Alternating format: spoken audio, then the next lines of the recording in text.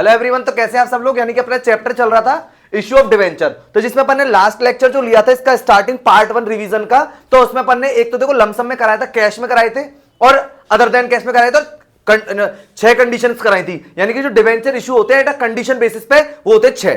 जैसे अपन ने 2 पार की कराई, 2 डिस्काउंट की कराई, 2 प्रीमियम की कराई। अब ये टॉपिक है इंटरेस्ट ऑन डिवेंचर। डिवेंचर पे इंटरेस्ट पेड करते हैं। देखो difference between debentures and shares अगर अपन बात करें तो पहला एक डिफरेंस अगर अपन बात करें तो डिवेंचर पे तो इंटरेस्ट पेड करते हैं और शेयर्स पे डिविडेंड पेड होता है। बात समझ में आ गई। तो अब ये वाला क्वेश्चन है यानी कि अपन इस पे इंटरेस्ट ऑन डिवेंचर की बात कर रहे हैं, ठीक। अच्छा एक बात समझना, इंटरेस्ट ऑन डिवेंचर अगर आप बात करें कंपनी के लिए क्या होता है, तो कंपनी के लिए लॉस होता है। पहला वन समझ में, कंपनी के लिए लॉस है। कंपनी इंटरेस्ट ऑन डिवेंचर को कहां से सेट ऑफ कराएगी, P&L से, ठीक है। इसका अगर आपको डीप में अगर इसको समझना है तो आप हमारा लेक्चर देख सकते हो पुराना, लेकिन अभी तो अपन रिवीजन के बेस पे बात बता रहे हैं कि इंटरेस्ट ऑन डिवेंचर कंपनी के लिए लॉस है और कंपनी इसको कहां से सेट ऑफ कराएगी, P&L से। अच्छा एक चीज और समझना, P&L में जो सेट ऑफ कराने की जो एंट्री होती है वो साल में सिर्फ एक बार होती है। कितनी होती है, एक बार। अगर मान के चलते कंपनी 6-6 महीने में डिवेंचर इंटरेस्ट पेड करती है, देखो कंपनी डिवेंचर पे इंटरेस्ट पेड करती है वो कंपनी के रूल्स रेगुलेशंस के अकॉर्डिंग है, या तो और 3 महीने में कर सकती है, या 6 महीने में कर सकती है, या साल में एक बार कर सकती है। अगर 3 महीने में करेगी तो एक साल में 4 बार इंटरेस्ट पेड करनी पड़ेगी। अगर हाफ ईयरली करती है तो 2 बार पेड करनी पड़ेगी, एनुअली करती है तो एक बार पेड करनी पड़ेगी। डन, बात समझ आ गई। लेकिन P&L की एंट्री केवल एक बार होती है, आगे का नहीं समझे, at the end of the year total interest को कैलकुलेट करके और एक साथ उसको एंट्री डाल देते हैं P&L के अंदर। आगे का नहीं समझ में। इंटरेस्ट ऑन डिवेंचर पे एक चार्ज लगता है जिसे अपन बोलते हैं TDS, tax deduction at source. अगर वो क्वेश्चन में होगा तो उसको अप्लाई करना है, नहीं तो नहीं करेंगे, ठीक है। तो TDS और होता है। अब सुन लो, क्वेश्चन है आपके सामने वाला, लिखा हुआ है ऑन 1 अप्रैल 2023 SC लिमिटेड ने इश्यूड करे थे 1010% डिवेंचर ऑफ 100 ईच के, ठीक है, 100 रुपए वाले, एट अ डिस्काउंट ऑफ 5%, मतलब 5% डिस्काउंट पर, और लिखा हुआ है redeemable eight a premium of 5% after 3 year. अब देखो अगर अपन कंडीशन की बात करें ना तो डिवेंचर इशूड एट डिस्काउंट है और रिडेम्पशन एट प्रीमियम है। तो कंपनी जब डिवेंचर इशू करे तो देख लो 5% डिस्काउंट पे करे और रिडीम करेगी प्रीमियम पर कितने परसेंट पे, 5% पे। बात समझ में आ रही है। Debenture issued at discount, redemption at premium. इन्होंने बोला पास necessary general entry for the year ended 31 March 2024 assuming that interest is payable 30 September and 31 मार्च। यानी कि कंपनी साल में 2 बार इंटरेस्ट पेड करती है, एक करती है 30 सितंबर को और एक करती है 31 मार्च को, ठीक है। 2 बार इंटरेस्ट पेड करती है डिवेंचर पे। इन्होंने बोला the company close it's books 31 March each every year, ठीक है। इसकी एंट्री अपने करनी, एंट्री ढंग से समझना, पूरी बात आपको एक बार में समझ में आ जाएगी इस क्वेश्चन के अंदर। ये पहले तो उसमें अपन ने समझा कि 30 सितंबर को और 31 मार्च को इंटरेस्ट पेड करती है, तो इसका मतलब हाफ ईयरली इंटरेस्ट पेड करती है और 2 बार इंटरेस्ट पेड होगी, ठीक है। बात आ रही है आपको समझ में। अब देखो डेट वाइज एंट्री करेंगे। सबसे पहले अगर अपन बात करें 1/4/23 को, अच्छा बुक्स किसकी बुक्स में एंट्री होंगी, इन the books of SC limited, ठीक है, ये होगी। सबसे पहले डिवेंचर इशू करने की एंट्री है, 1000 डिवेंचर है, 100 रुपीज की वैल्यू, 1000 का मल्टीप्लाई अगर 100 से कराते तो 1 लाख आता है और 5% डिस्काउंट पे किया गया तो 95,000 रुपीज से एंट्री पोस्ट होगी, ठीक है। एंट्री जरा देखना एक बार आप, bank account DR to 10% debenture application and allotment account, ठीक है, 95,000 से होगी ये बात समझ आ रही है आपको। 95,000 से क्यों हो रही है, क्योंकि देखो 100 रुपए का डिवेंचर है, 5% डिस्काउंट पे इशू करा है, मतलब 95 का एक डिवेंचर हो गया ना, और मल्टीप्लाई करा आपने 1000 डिवेंचर से तो 95,000 आ गए, ठीक है। अब इसमें अगर अपन बात करें तो यहां पे लिखेंगे बीइंग डिवेंचर एप्लीकेशन रिसीव, आगे कहानी समझ में। अब सुनो सेकंड एंट्री इसी डेट पे 1/4/23 पे, यहां पे लिखेंगे 10% debenture application and allotment account DR 95,000, ठीक है। फिर यहां पे लिखेंगे discount on issue of debenture account DR 5,000 का, क्योंकि 5 रुपए का डिस्काउंट है और 1000 डिवेंचर है तो 5,000 आ गया। और 2 बात करते हैं तो 10% डिवेंचर अकाउंट, ये हो गया जी 1 लाख का। पहले तो हमने ये वो काम किया है जो कंपनी ने डिवेंचर इशू करे थे और उसको हमने अलॉट कर दिया, यहां तक बात समझ में आ गई। अब उसके बाद समझना क्या करा है, इन्होंने बोला 5% redeemable eight a premium of 5% after 3 year. अच्छा एक बताओ, कंडीशन बेसिस पे डिवेंचर इशू है और 5% प्रीमियम पर इसका रिडेम्पशन करेंगे तो कंपनी को ये बात आज ही पता चल गई ना कि हमें 3 साल बाद जो पेमेंट करना है वो 5% प्रीमियम के साथ करना है, तो प्रीमियम और कंपनी के लिए लॉस हो गया, तो आज ही पता चल गई। तो इसके लिए यहां पे लिखते हैं अपन loss on issue of debenture account DR, ठीक है। 5% का प्रीमियम है, फेस वैल्यू का ही लेते हैं, 100 रुपए का 5% हो गया 5, मल्टीप्लाई बाय 1000 करेंगे तो 5000 आएगा। और ये करना कब है, to premium on redemption of debenture account 5000 से। आ रही कहानी समझ में, बीइंग डिवेंचर अलॉटेड। दो एंट्री आपको समझ में, डिबेंचर इशूड एट डिस्काउंट और रिडेम्पशन एट प्रीमियम। क्लियर है? अब चलते थोड़ा सा आगे। इन्होंने बोला कि ये इंटरेस्ट जो पेड करते हैं वो करते हैं 30 सितंबर को और 31 मार्च ईच ईयर। अब सुनो, अप्रैल के बाद अपन सीधे आएंगे 30 सितंबर 23 पे, ठीक है।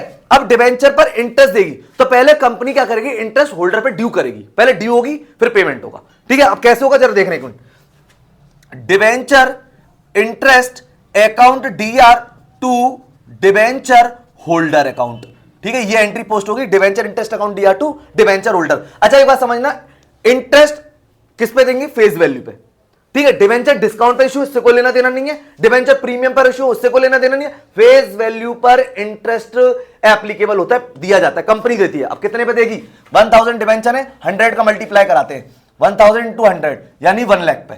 ये बात सबको समझ में आ रही है क्या, 1 लाख पे देगी। कितना परसेंट है, रेट पहले से फिक्स होती है। ये ऑलरेडी जब अपने उसके डिबेंचर के जब कैरेक्टरिस्टिक्स के बात करी थी तो पहले से फिक्स प्री डिटरमाइंड इनकी रेट होती है, कितने से देना है। तो अब जरा देखना है यहाँ पे क्या कर रहे हैं, 1 लाख इंटू कितने परसेंट वाले हैं, 10% और इंटू 6/12। अब तुम कहोगे 6/12 क्यों कर रहे हो आप, क्योंकि देखो अप्रैल में इशू करें और 30 सितंबर तक पूरे 6 मंथ होते काउंट कर सकते हैं, अप्रैल मई जून जुलाई अगस्त सितंबर। क्लियर है? तो 6 मंथ का हम इंटरेस्ट दे रहे हैं यहाँ पे। आ रही बात समझ में? तो 1 लाख का 10% करेंगे 10,000 और हाफ करेंगे तो 5,000 आएगा। बोलिए बात सबको समझ में आ रही है? ये ड्यू कर दी, ठीक है। अब इसी बात को पेमेंट करेंगे इसी डेट पे 30 सितंबर 23 पे। एंट्री पोस्ट होगी, debenture holder account DR to bank account 5,000 से। अब यहां पे एक बात और समझना, मैंने भी आपको बताया था कि कंपनी डिबेंचर पर इंटरेस्ट हाफ ईयरली पेड कर सकती है, क्वार्टरली पेड कर सकती है और ईयरली पेड कर सकते हैं। तो यहां पे क्वेश्चन था हाफ ईयरली। लेकिन अब यह भी बात बताई थी, डिबेंचर जो इंटरेस्ट है कंपनी के लिए तो एक्सपेंसेस है और वो पी एंड एल में करेगी, लेकिन पी एंड एल की एंट्री हम अभी नहीं कर सकते। क्यों? पी एंड एल की एंट्री वन टाइम होती है at the end of the year, क्योंकि पी एंड एल यानी फाइनल अकाउंट होता है, ये बनते कब है, at the end of the year. आगे नहीं समझ में? तो अभी इसको पी एंड एल में ट्रांसफर करने की एंट्री नहीं होगी। अब चलते हैं जी नेक्स्ट। अब आ जाते हैं अपन 31 मार्च 24 पे, क्योंकि अब 30 सितंबर के बाद अब 31 मार्च आएगी। अब देखो इस पे फिर दोबारा से इंटरेस्ट ड्यू होगी, यहां पे एंट्री पोस्ट करेंगे, debenture interest account DR to debenture holder account, वही 5,000 ही आएगी 6 मंथ की इंटरेस्ट, 1 लाख इंटू 10% और इंटू 6/12।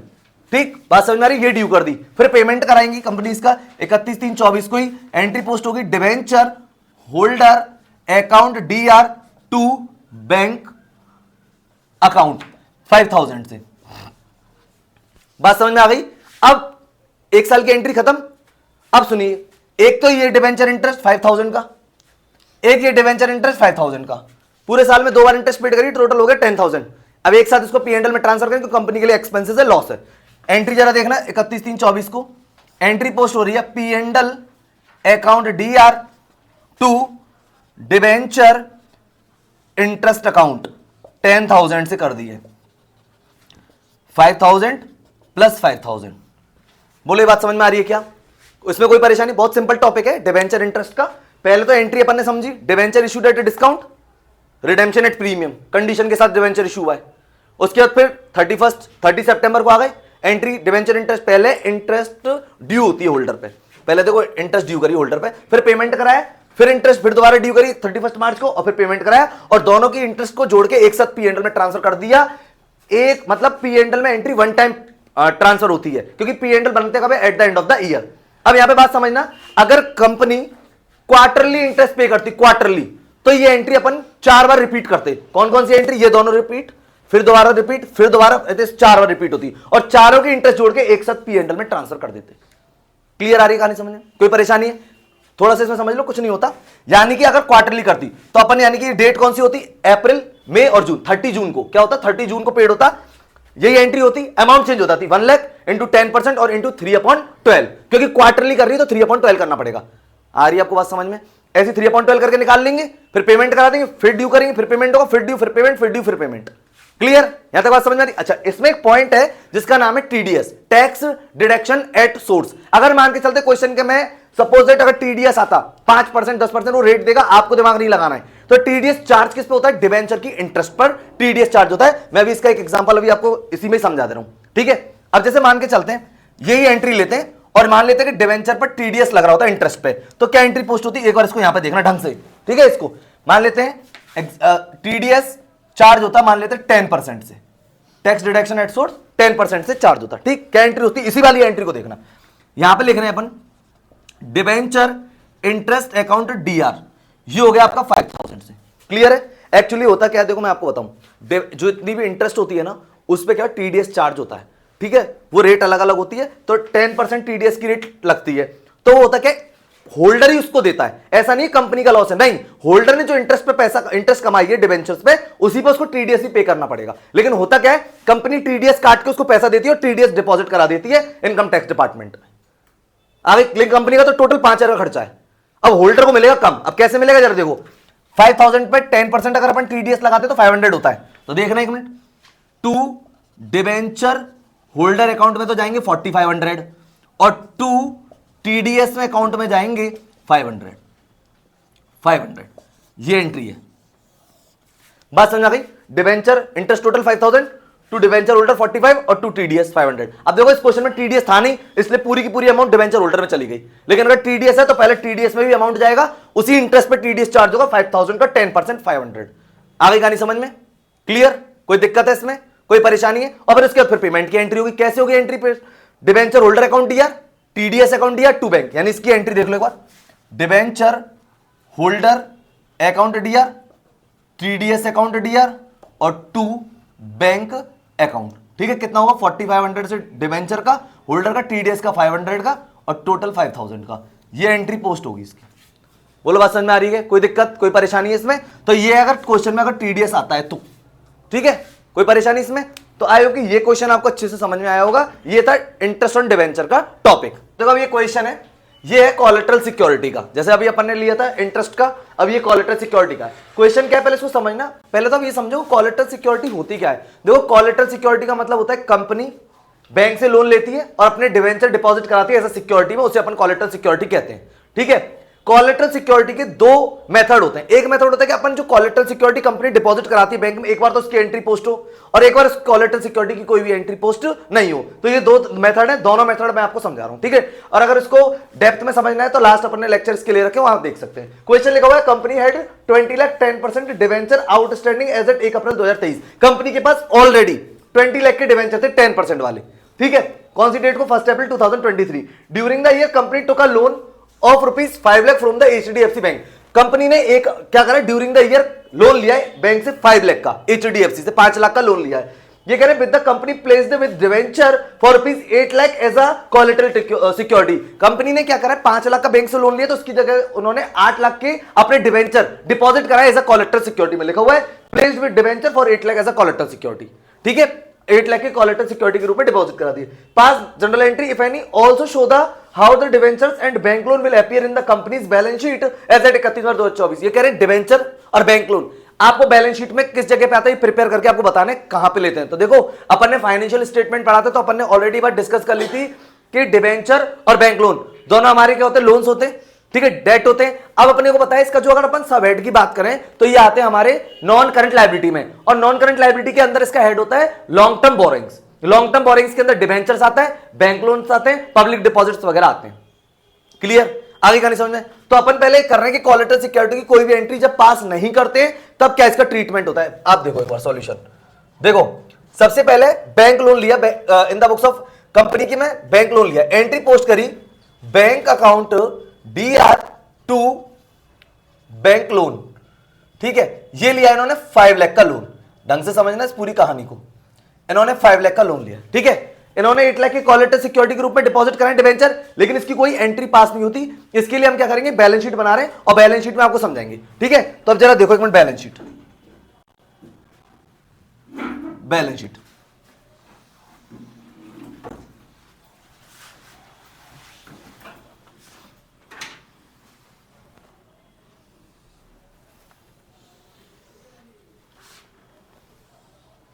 देखो, पर्टिकुलर, उसके बाद करें नोट नंबर, करंट ईयर और प्रीवियस ईयर। ठीक, अब अपने को पता है यहां पे आता है इक्विटी एंड लायबिलिटी।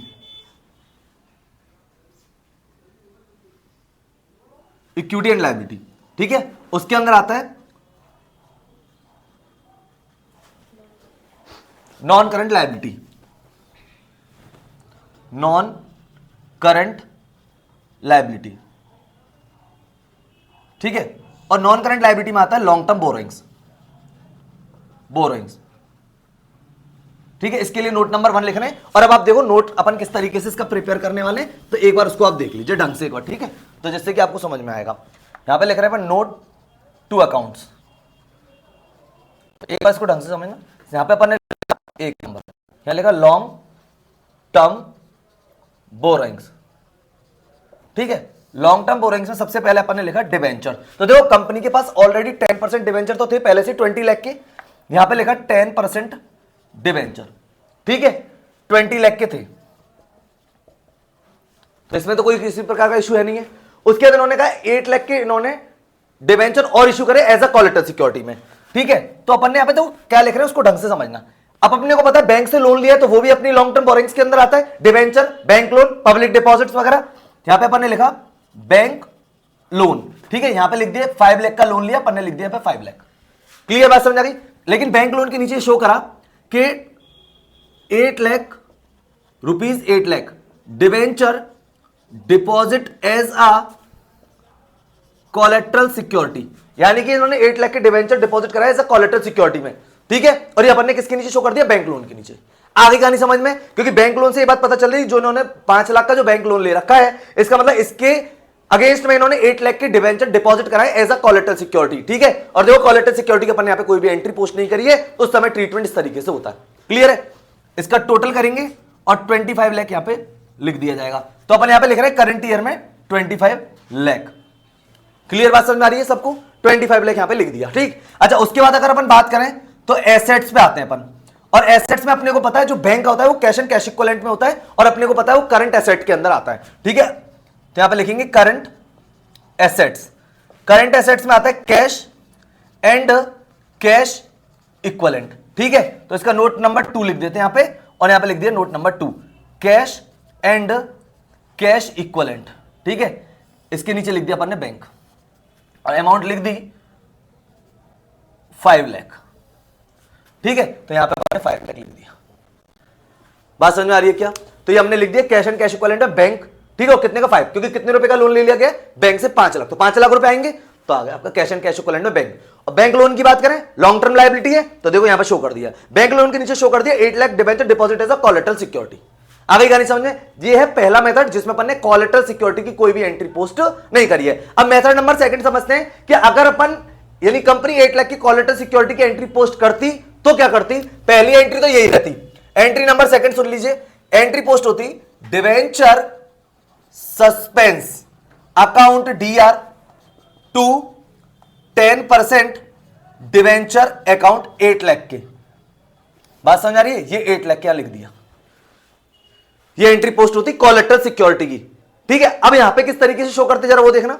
यहां पे अपन ने लिखा 10% डिवेंचर, ठीक है। एक बार इसके नोट टू अकाउंट्स को एक बार देखो ढंग से। यहां पे लिखा 10% डिवेंचर, और 10% डिवेंचर में टोटल अमाउंट लिख दी 28 लाख। क्यों लिख दी सुन लीजिए। 20 लाख के डिवेंचर तो पहले से ही है, और 8 लाख के डिवेंचर और इशू करें, टोटल हो गया 28 लाख। इसी में से लेस कराते हैं डिवेंचर सस्पेंस 8 लाख के, तो इसका मतलब हमें डिवेंचर तो वही 20 लाख के दिखाने। आगे कहानी समझ में ये रहे, ठीक। और डिवेंचर सस्पेंस वर्ड क्यों यूज किया है, तो देखो डिवेंचर सस्पेंस ये कि जब तक हम लोन पे नहीं कर देंगे बैंक का, तब तक ये डिवेंचर हमारे उनके पास ही डिपॉजिट रहेंगे, इसलिए हम लोग वर्ड यूज करते हैं डिवेंचर सस्पेंस। आगे कहानी समझ में। तो ये अपन ने दिखाया लॉन्ग टर्म बोरोइंग्स में 10% डिवेंचर और लेस कर दिया डिवेंचर सस्पेंस 20 लाख। तो अब यहां पे अपन को दिखाना है 20 लाख, ठीक है। अब 20 लाख तो अपन दिखाएंगे एक तो ये वाला, ठीक है। और बैंक लोन जो 5 लाख का दिखा रखा है वो अपन दिखाएंगे, तो टोटल यहां पे 25 लाख दिखाना पड़ेगा। आगे यानी समझ में। यानी इसके नीचे जो अपन ने बैंक लोन लिख रखा था इस वाले मेथड में, जो पहले वाले में था, तो बैंक लोन जो वो आ जाएगा लॉन्ग टर्म बोरोइंग्स में, तो टोटल जो बोरोइंग्स रहेगी वो अपनी 25 लाख की रहेगी। क्लियर आ रही है बात समझ में। जैसे अभी अपन ने यहां पे लिख रखा था बैंक लोन 5 लाख का, तो जो टोटल अमाउंट रहेगी वो 25 रहेगी, और असेट्स में वही current asset cash and cash equivalent में 5 लाख। बस इसमें फर्क क्या पड़ा, अपन एक तो कोलेटरल सिक्योरिटी की एंट्री पोस्ट करी, टोटल डिवेंचर 28 लिख लेके और लेस कर दिया डिवेंचर सस्पेंस 8 लाख का, तो जो 20 लाख के डिवेंचर थे वो प्लस बैंक लोन 5 लाख का दिखा दिया 25। आ रही बात समझे। ये कोलेटरल सिक्योरिटी का टॉपिक है जिसके अंदर एक बार कोलेटरल सिक्योरिटी की एंट्री पास करनी है और एक बार नहीं करनी है। तो दोनों मेथड समझा दिए। आयोग की ये क्वेश्चन आपको अच्छे समझ में आ गया होगा। देखो ये टॉपिक है नाम है राइटिंग ऑफ डिस्काउंट और लॉस ऑन इशू डिवेंचर। तो देखो ये दोनों वर्ड अपन ने पढ़े, एक तो डिस्काउंट ऑन इशू डिवेंचर और एक loss on issue debenture. Discount पे यानी कंपनी जब डिस्काउंट पे डिवेंचर इशू करती है तो डिस्काउंट होता है, और लॉस ऑन इशू डिवेंचर का मतलब क्या होता है, कंडीशन बेसिस पे पढ़ा था ना कि debenture issued at par, redemption at premium. जब प्रीमियम पर रिडेम्पशन होगा तो वो लॉस ऑन इशू डिवेंचर। अब ये क्वेश्चन है, आपको समझ में आएगा, और इसको अपन को करना है राइट ऑफ। राइट ऑफ का मतलब होता है पी एंडल से, आगे करनी समझ, पी एंडल से इसको राइट ऑफ करना है, मतलब खत्म करना है।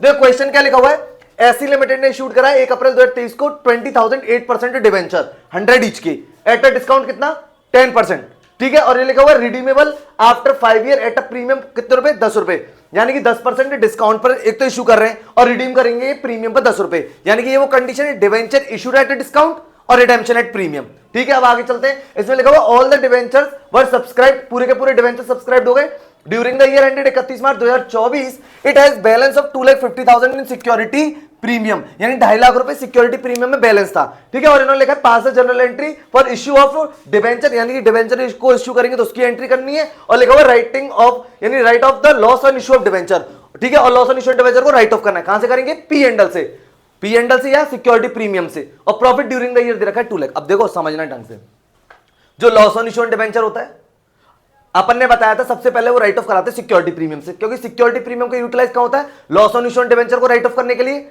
Discount on issue on debenture को राइट ऑफ करने के लिए, प्रिलिमिनरी एक्सपेंसेस को राइट ऑफ करने के लिए, बोनस शेयर को इशू करने के लिए सिक्योरिटी प्रीमियम का यूटिलाइज करते हैं। तो सबसे पहले हमें लॉस किससे सेट ऑफ कराना पड़ेगा, सिक्योरिटी प्रीमियम। अगर मान के चलते हैं सिक्योरिटी प्रीमियम में बैलेंस उतना नहीं हुआ तो फिर हम अदर रिजर्व से यानी पी एंडल से जनरल रिजर्व से सेट ऑफ कराएंगे, लेकिन ये हमें सेट ऑफ कराना है।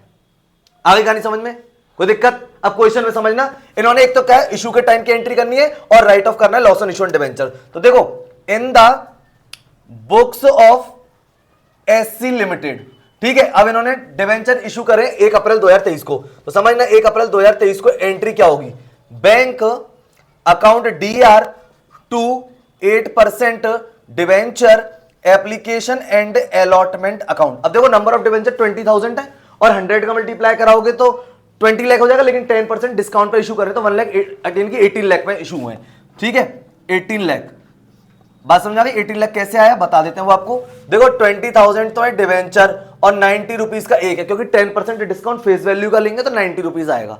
क्लियर कहानी आ रही समझ में, इसको अपन ट्रांसफर करेंगे तो समझना इसी डेट पे 1/4/23 को entry 8% debenture application and allotment account D R 18 lakh, ठीक है। यहां पे लिखेंगे discount on issue of debenture account DR 2 lakh. समझ गए 2 लाख कैसे आएगा, क्योंकि 20,000 तो डिवेंचर है और 10 रुपए का डिस्काउंट था, और लिखा है 8% डिवेंचर अकाउंट पूरा 20 लाख से। बोले ये बात समझ में आ गई क्या सबको, ठीक। लेकिन अब बात समझना, इन्होंने कहा कि इसको 10 रुपए प्रीमियम पर रिडेम्पशन करेंगे, तो डिवेंचर इशूड एट डिस्काउंट और रिडेम्पशन एट प्रीमियम, यानी कितने रुपए का प्रीमियम है 10 रुपए। तो एक बात बताओ, कंपनी को तो ये बात आज ही पता चल गई कि आने वाले टाइम में हम 10 रुपए प्रीमियम पर पैसा लौटाएंगे, तो 10 रुपए हमारे लिए लॉस है। तो देखो कंपनी ने क्या लिखा यहां पे, loss on issue of debenture account DR, ठीक है। 20,000 डिवेंचर है और 10 रुपए का प्रीमियम देगी आने वाले टाइम में 2 लाख, और इसको हम लोग सेट ऑफ कैसे करेंगे, to premium on redemption of debenture account 2 lakh. बोली बात समझ में आ गई क्या, कोई दिक्कत। अच्छा इन दोनों को ये जो ढंग से समझना, ये जो दोनों चीजें loss on issue on debenture और discount on issue on debenture, इसको हम लॉस बोलते हैं।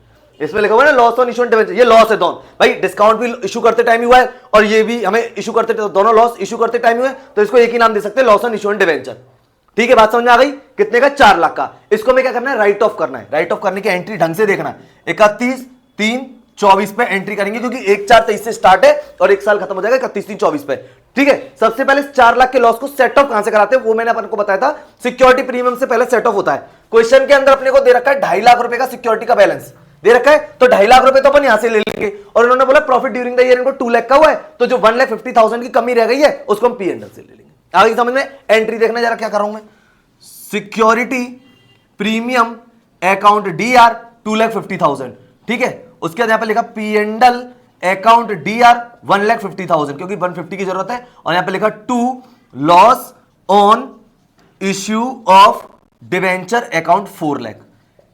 बोलो ये बात समझ में आई, इसको राइट ऑफ करने बोलते हैं। ये एंट्री अपन ने राइट ऑफ कर दी, फुल्ली राइट ऑफ हो गया, ठीक है। पूरा लॉस था 4 लाख का, और 4 लाख के लॉस को देखो अपन ने यहां पर राइट ऑफ कर दिया। एंट्री पोस्ट करिए सिक्योरिटी प्रीमियम, सबसे पहले सिक्योरिटी प्रीमियम का पैसा यूटिलाइज करते हैं। अगर मान के चलो पूरा का पूरा इसमें 4 लाख होता तो सिक्योरिटी प्रीमियम से पूरा कवर हो जाता, ठीक है। और नहीं है इसलिए हमने P&L से ले लिया, और कोई जनरल रिजर्व होता तो जनरल रिजर्व से ले लेते। एंट्री पोस्ट करी security premium account year, P&L account year to loss on issuance debenture. Question ये भी पूछा जा सकता है कि सबसे लॉस ऑन इश्यूएंस डिबेंचर को सबसे पहले राइट ऑफ किस जगह से किया जाता है, तो ऑप्शन दे देंगे, तो उसमें आपको सबसे पहले लिखना है सिक्योरिटी प्रीमियम। उसमें भले क्वेश्चन में P&L भी लिख रहा हो, जनरल भी लिख रहा हो, या ऑल ऑफ द अबव लिख रहा हो, लेकिन हमें आंसर देना security. First priority security premium होती है। तो देखो हमने सिक्योरिटी प्रीमियम से कर लिया कवर, लेकिन फिर भी कमी रह गई, तो 1.5 लाख रुपए की उसे P&L से ले लिया और लिख दिया to loss on issuance debenture. तो ये टॉपिक था राइट ऑफ डिस्काउंट और लॉस ऑन इश्यूएंस डिबेंचर का मेथड, ठीक है। ये एंट्री कर दी। आयो कि ये क्वेश्चन आपको समझ में आएगा, इतना कोई ज्यादा खास नहीं है टॉपिक। तो जैसे अपन है ना इसमें अकाउंट बनाते हैं loss on issue of debenture account, तो देखो इसका अकाउंट भी आप एक बार देख लीजिए। Date particular amount, date particular amount, ये इसका अकाउंट है।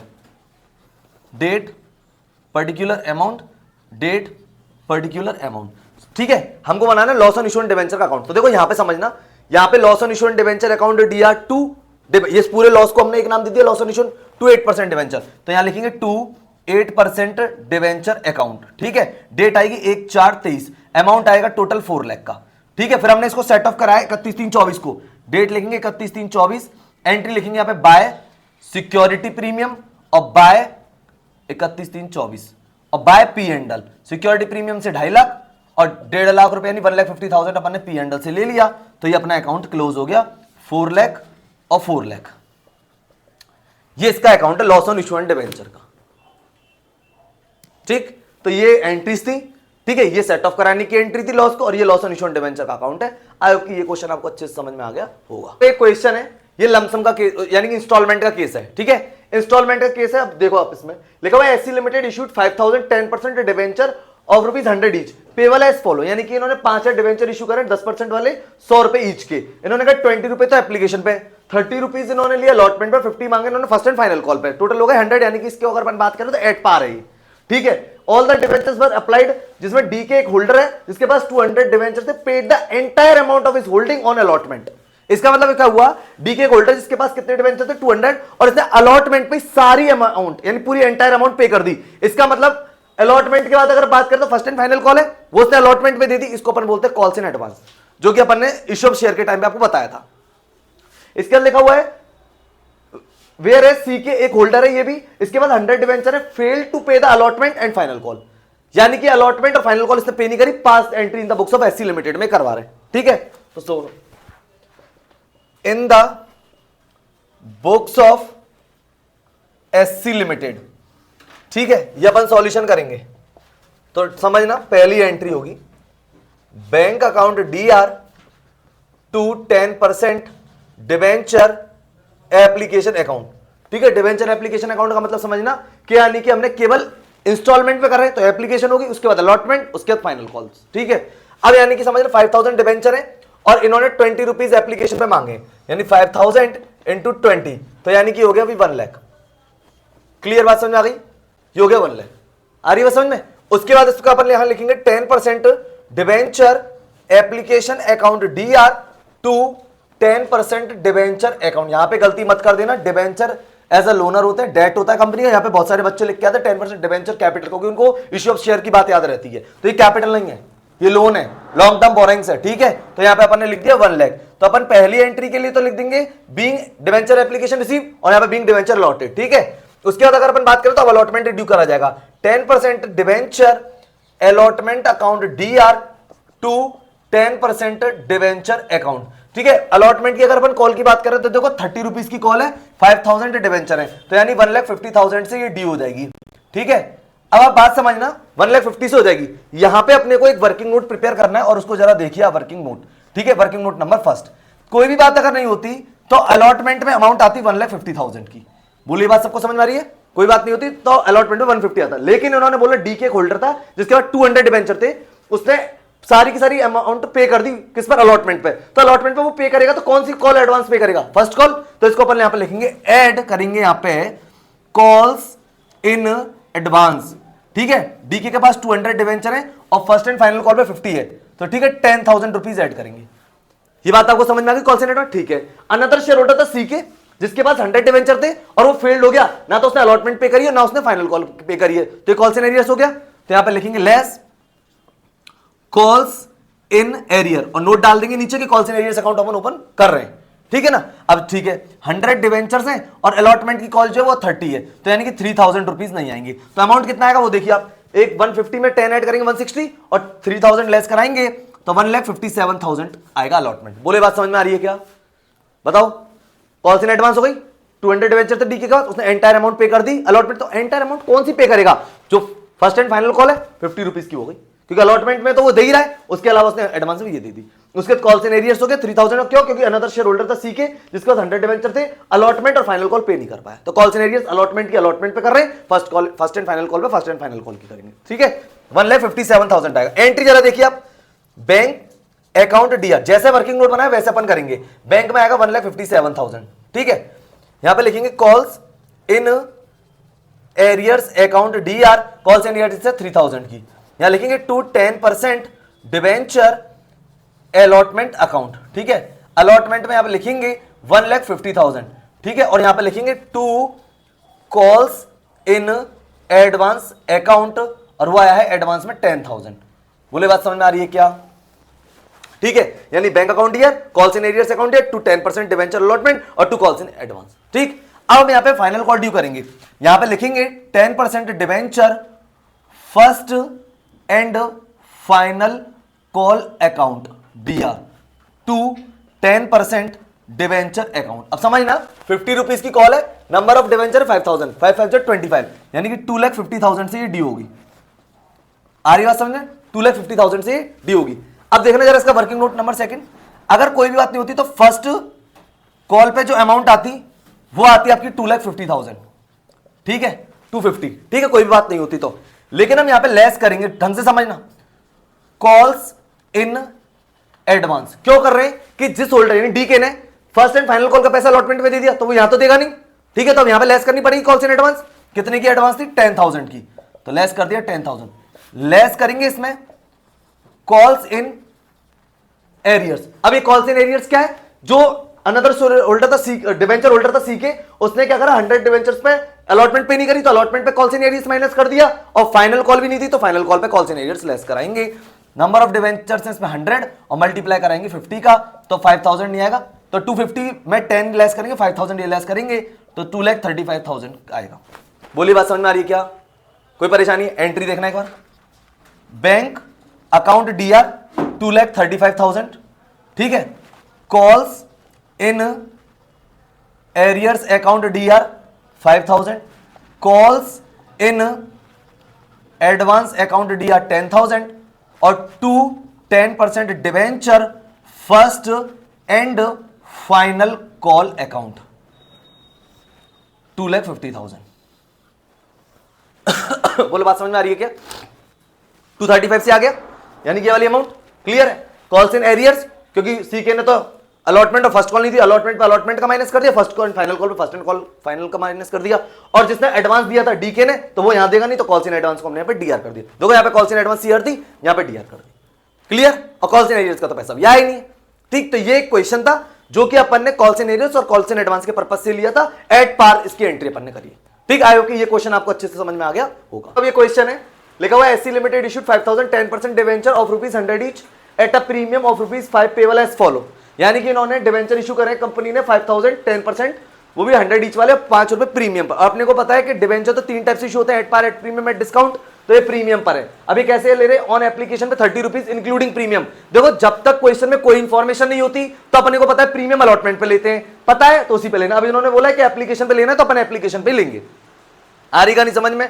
उसके बाद इन्होंने बोला अलॉटमेंट 40 का है और बैलेंस ऑन फाइनल कॉल है, तो अभी निकाल लेंगे बैलेंस कैसे। इन्होंने लिखा application for received for 6,500 debenture, यानी कि 5,000 डिवेंचर इशू करें और 65 डिवेंचर्स की एप्लीकेशन है 6,500 की, इसका मतलब इसे बोलते हैं ओवर सब्सक्रिप्शन, ठीक है। और इन्होंने बोला and allotment was made pro rata to all applicant. अब प्रोराटा मतलब तो आप लोग जानते हो, इशू ऑफ शेयर्स में भी समझा दिया है। प्रोराटा मतलब है कि 6,500 एप्लीकेशंस वालों को 5,000 डिवेंचर्स देने और all the money were duly received हो गए, पास नेसेसरी जनरल एंट्री अपने को करनी है, ठीक है। लेकिन बात समझना, सॉल्यूशन स्टार्ट करते हैं पहले। इन the books of SC limited, अब एक बात समझो, एप्लीकेशन अपने को पता है 30 की है, तो अपने को पता है 25 प्लस 5 कर सकते हैं ना इसको, क्योंकि 5 रुपए इंक्लूडिंग प्रीमियम बोल रहे हैं अपने से। क्लियर है? चलिए अब बात कर लेते हैं जी अलॉटमेंट के बारे में। अलॉटमेंट इन्होंने दे रखा है 40 का।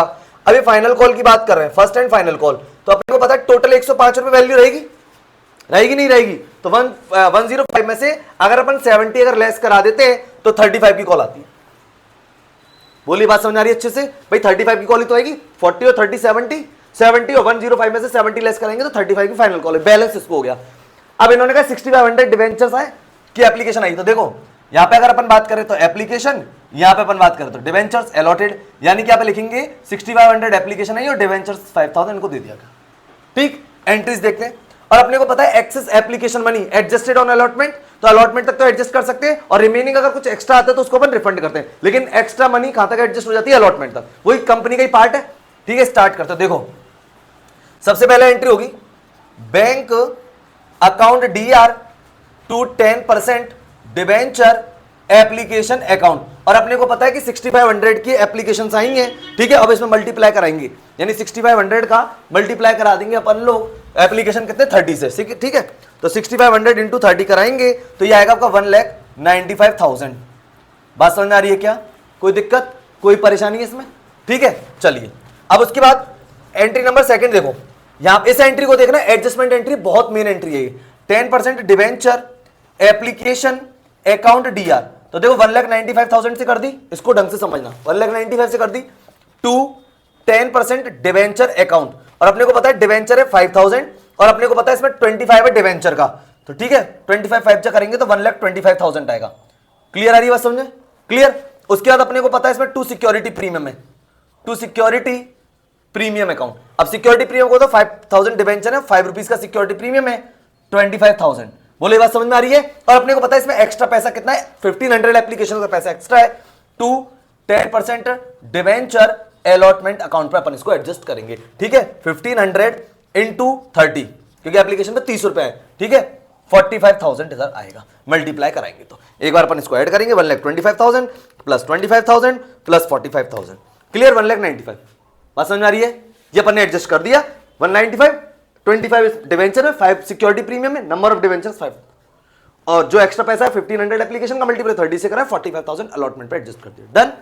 अब अलॉटमेंट करेंगे, एंट्री नंबर 3 देखो, यहां लिखेंगे 10% debenture allotment account DR to 10% debenture account. अपने को पता है अब जो भी काम होगा, क्योंकि एडजस्टमेंट एंट्री होती है, ओवर सब्सक्रिप्शन बता रखा है, अब 5,000 से मल्टीप्लाई करेंगे 4 का, 5 4 20, तो ये 2 लाख से करेंगे। ये बात समझ में आ रही है क्या? ठीक, अभी अपन को 2 लाख से कर लिया। अब 2 लाख में से अपने को पता है कि पहले यानी 45 तो आ गए, तो अब केवल कितने आएंगे? 1,55,000 आएंगे। एंट्री अपन पोस्ट करेंगे, bank account DR to 10% debenture allotment account 1,55,000 से। बोले बात समझ आ रही है सबको? क्योंकि 2 लाख में से ऑलरेडी 45 तो आ चुके, तो 155 आया। क्लियर। अब बात करेंगे अपन फाइनल कॉल की, 10% debenture final call account DR to 10% debenture account. अपने को पता है फाइनल कॉल है 35 की और नंबर ऑफ डिवेंचर है 5,000, तो 35 को मल्टीप्लाई कर अपन 5,000 से कराएंगे तो ये आएगा आपका 1,75,000। ये बात क्लियर हो गई आपको? 1,75,000 आएगा। अब इसका पेमेंट रिसीव करेंगे, एंट्री पोस्ट हो जाएगी, bank account DR to 10% debenture final call account 1,75,000 से। बोलिए बात समझ में आ गई? ये ओवर सब्सक्रिप्शन का क्वेश्चन था, प्रीमियम पर इशू करा था।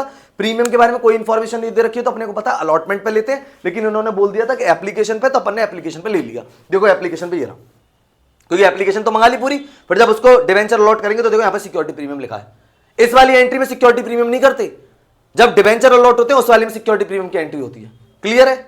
और इन्फॉर्मेशन नहीं दे रखी होती तो हमें पता है अलॉटमेंट पे लेते हैं जब तक कोई भी इन्फॉर्मेशन ना हो। ठीक, तो आई होप कि ये वाला जो क्वेश्चन है ओवर सब्सक्रिप्शन का विद सिक्योरिटी प्रीमियम के साथ आपको अच्छे से समझ में आ गया होगा। देखो एससी लिमिटेड ने इशूड करें 5,000 10% debenture of ₹10 each at a discount 5%। तो देखो अभी जैसे अपन ने प्रीमियम पे लिया है ऐसा सेम डिस्काउंट पे, ये कह रहे 10 रुपए का डिवेंचर 5% डिस्काउंट पे इन्होंने किया है। पेबल एज फॉलो के लिए कह रहे हैं कि एप्लीकेशन पे ₹2.5, अलॉटमेंट पे ₹2.5। ठीक है, first and final call balance लेना है उस पर, लेकिन पब्लिक ने अप्लाइड करा है फॉर 6000 डिवेंचर के लिए। तो एक बात समझ में आ गई, ओवर सब्सक्रिप्शन का क्वेश्चन है। All the money were duly receive, pass journal entry in the books of SC limited. इन्होंने ये क्वेश्चन बोला है। अब इस क्वेश्चन में देखो दो चीज समझ में आई, एक तो ये ओवर सब्सक्रिप्शन का क्वेश्चन है, एक तो ये समझ में आ गया, और डिस्काउंट पे इशू करा ये समझ में आ गया। अच्छा, इस क्वेश्चन में यही प्रॉब्लम थी कि डिस्काउंट लेना किस पे, तो अपन ने बताया प्रीमियम और डिस्काउंट तो जब तक कोई भी इंफॉर्मेशन नहीं दे रखी होगी अलॉटमेंट पे लेते हैं। ठीक है, अब समझना, सॉल्यूशन स्टार्ट करते हैं। इन the books of SC limited. ठीक है, अब देखो जरा यहां पे अगर अपन एप्लीकेशन की बात करें तो 2.5 है, अलॉटमेंट की बात करें तो 2.5 है, और फाइनल कॉल पे देखते कितना आता है। तो देखो 10 रुपए का डिवेंचर है, 5% का डिस्काउंट है। 10 रुपए का अगर अपन 5% लेंगे तो 0.5 होता है। तो इसको अपन ऐसे ले सकते हैं 2.5 प्लस 0.5। ठीक है, यानी 2.5 तो अपन ले सकते हैं और 0.5 अपन ले सकते हैं। आगे कहानी समझ में। और फाइनल कॉल पे अपन कितना लेंगे वो समझना। देखो 2.5 रुपए तो अलॉटमेंट पे लेंगे और 0.5 जो डिस्काउंट का हो गया। ठीक है, टोटल 3 रुपए हो गया, 3 और 2.5 हो गया, 5.5 हो गया, 4.5 रुपए फाइनल कॉल पे लेंगे, टोटल हो जाएगा ये आपका 10.5। बोलो बात, सॉरी 9.5। तो इसका टोटल हो गया 10। कैसे, अब वो समझना, 1 मिनट आपको बताते हैं। देखो 2.5 रुपए की तो ये 2.5 रुपए की अलॉटमेंट। ठीक है, 5.5 का ले लिया, तो अलॉटमेंट पे अगर अपन बात करें तो 5 रुपए 0.5 डिस्काउंट के भी तो है, ले लिए, तो फाइनल कॉल रह गई 4.5 रुपए की। ठीक है, अब आप इसमें दो तरीके होते हैं, चाहो तो इंक्लूडेड करके ले सकते हो, चाहे तो अलग से ले सकते हो। अब अपन ने ले लिया 2.5 प्लस 0.5 डिस्काउंट का, यानी 2.5 रुपए अलॉटमेंट पे लेंगे और 0.5 डिस्काउंट का जिसकी एंट्री अपने को करनी पड़ेगी। ठीक है, अलॉटमेंट पे लेते हैं। अब एक बात, 2.5 और 2.5 5 और 0.5 डिस्काउंट का 5.5, 4.5 रुपए फाइनल कॉल के ऊपर टोटल। क्लियर बात समझ में आ रही है क्या? बोलो बात समझ में आ रही? मतलब इसमें डिस्काउंट इंक्लूडेड नहीं है, इसमें डिस्काउंट इंक्लूड नहीं है, 2.5 रुपए अलॉटमेंट पे लेना है, उसके अलावा डिस्काउंट 0.5 अलग से है। ठीक है, बात समझ में आ गई। अब जरा इसकी एंट्री देखो, और इन्होंने 5000 डिवेंचर इशू करे और 6000 की इनके पास एप्लीकेशन आई। ओवर सब्सक्रिप्शन का क्वेश्चन है। अब आप एंट्री देखो जरा, bank account DR to 10% debenture application account. ठीक है, नंबर ऑफ डिवेंचर्स एप्लीकेशन जो रिसीव हुई 6000 और मल्टीप्लाई कराएंगे इसमें 2.5 का। ठीक है, तो एक बार अपन देख लेते हैं, 6000 इंटू कराएंगे 2.5, तो ये अपना आएगा 15000 का। ठीक है, तो अपन ने 15000 से एंट्री कर ली। उसके बाद 10% डिवेंचर एप्लीकेशन अकाउंट DR, ये तो अपन 15000 ही लिखेंगे, और 10% डिवेंचर अकाउंट लिखेंगे। कितना, नंबर ऑफ डिवेंचर से 5000 और 2.5 का मल्टीप्लाई करेंगे। ठीक है, 5000 इंटू 2.5 कराएंगे तो ये आएगा आपका 12500। 1000 की एप्लीकेशन एक्स्ट्रा आई है, उसको लिखेंगे 10% डिवेंचर अलॉटमेंट अकाउंट पे एडजस्ट इसको कर देंगे। 1000 इंटू 2.5 यानी कि 2500 रुपए। बोले बात में आई क्या? कोई दिक्कत, कोई परेशानी? अब अलॉटमेंट देखिए, यानी 10% debenture allotment account DR to discount on issue of debenture account DR to 10% debenture account. अब देखो सारा काम डिवेंचर से करना है। नंबर ऑफ 5000 इंटू, अगर अपन बात करें तो 2.5 अलॉटमेंट में, और 5000 इंटू 0.5 का ये ले लिया, और 5000 इंटू 3 रुपीज से अलॉटमेंट हो गई। क्लियर हो गया? तो 5000 का मल्टीप्लाई जब अपन 2.5 से कराएंगे तो ये आएगा आपका 12500। ठीक है, और जब 5000 का मल्टीप्लाई 0.5 से कराएंगे तो ये आएगा आपका 2500, और मल्टीप्लाई कराएंगे तो ये आएगा आपका 15000। बोली बात सबको समझ में आ रही है? क्लियर? अब समझना, अलॉटमेंट पर रुपए कितना आएंगे? 12.5। 12,500 में से 2500 ऑलरेडी आ चुके हैं, तो 10,000 आएंगे। एंट्री पोस्ट होगी bank account DR to 10% debenture allotment account. ठीक है, कितने रुपए से अपन करेंगे? 10,000 से। 10,000 से क्यों कर रहे हैं? 12,500 से ड्यू करी थी, 2500 रुपए आपके पास ऑलरेडी आ चुके, तो 10,000 और आएंगे। क्लियर? अब फाइनल कॉल की एंट्री करेंगे, 10% debenture first and final call account DR to 10% debenture account. ठीक है, अपने को पता है 5000 डिवेंचर है और फाइनल कॉल है 4.5 की, तो 4.5 को मल्टीप्लाई करा देंगे, तो यानी 5000 इंटू 4.5 कराएंगे तो ये आएगा आपका 22,500। क्लियर? अब अपन एंट्री पोस्ट करेंगे मंगाने की कॉल को, bank account DR to 10% debenture first and final call account. ये अपन करेंगे 22,500 से 22,500। बात समझ में आ रही है क्या? कोई दिक्कत है इसमें? ये डिस्काउंट पे डिवेंचर इशू था, ओवर सब्सक्रिप्शन का क्वेश्चन था। यहां पे अपन ने क्या 2.5 रुपए तो अलॉटमेंट में मंगाए। ये इसमें आपको शिकायत हो सकती है कि किस तरीके से, तो 2.5 अलॉटमेंट का मांग लिया और जो डिस्काउंट 0.5 वो अलग से कर लिया, तो मतलब टोटल अलॉटमेंट मान ली 3 रुपए की, जिसमें से 2.5 रुपए आएंगे। ठीक है, बात समझ में आ गई? तो 3 और प्लस 2.5 5.5 होगा 5.5, 10 में से लेस करेंगे तो 4.5 की फाइनल कॉल आएगी। आ रही बात समझ में? कोई दिक्कत है, कोई परेशानी है? तो ये क्वेश्चन है जो कि अपन ने इसमें डिस्काउंट भी ले लिया और ओवर सब्सक्रिप्शन भी ले लिया। तो देखो ये जो लेक्चर लिया गया था पार्ट सेकंड है, यानी कि इश्यू ऑफ डिवेंचर का, जिसमें अपन ने सारे के सारे जो रिमेनिंग टॉपिक है वो कंप्लीट कर लिए हैं। तो एक बार आप इसका देखो रिवीजन करो। डिवेंचर बहुत एक सिंपल टॉपिक है, तो आप एक बार इसका रिवीजन करें। अगर फिर भी अगर आपको कोई प्रॉब्लम आ रही है तो कमेंट सेक्शन में लिख सकते हो। देखो रिवीजन करोगे तो ही आपको ये आएगा, चाहे हम रिवीजन करा ले चाहे आप किसी और से कर ले रिवीजन, तब तक आप पढ़ेंगे नहीं तो आपको समझ में नहीं आएगा। ठीक है, तो मिलते हैं अपन नेक्स्ट चैप्टर में रिवीजन के साथ। तब तक के लिए guys goodbye and thank you.